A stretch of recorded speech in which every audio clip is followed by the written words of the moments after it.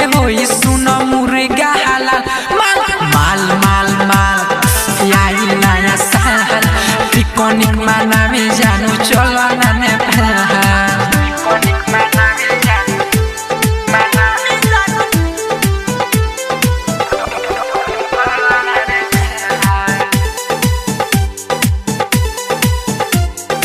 रिया films recording studio Delhi.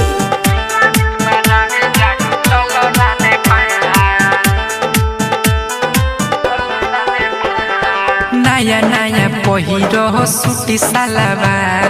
बिंदिया लगल कलसोर हो सिंगार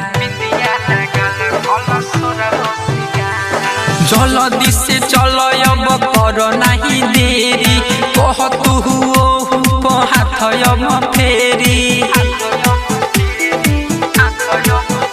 अरे बियर के सिल सुनती और में टूटी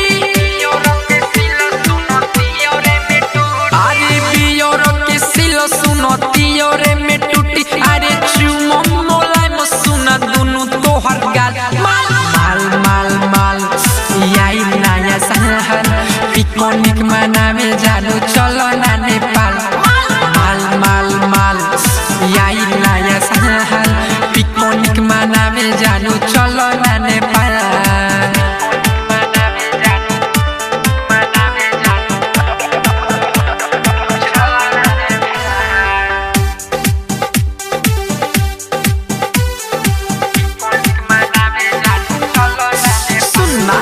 नया साल आइल नया सीख तरीका मानो जाना बात मन कर मत फीका दिलवा हमार बाटे तोहरे से लागल रहतानी रात दिन तोहरे में पागल अरे राहुल बबुआ राइटर मिथले अरे राहुल बबुआ राइटर मिथलेश अरे गाना बजा के खूबे करी है धमाल माल माल माल आई नया साल पिकनिक मनावे जानु चलो ना नेपाल माल माल माल माल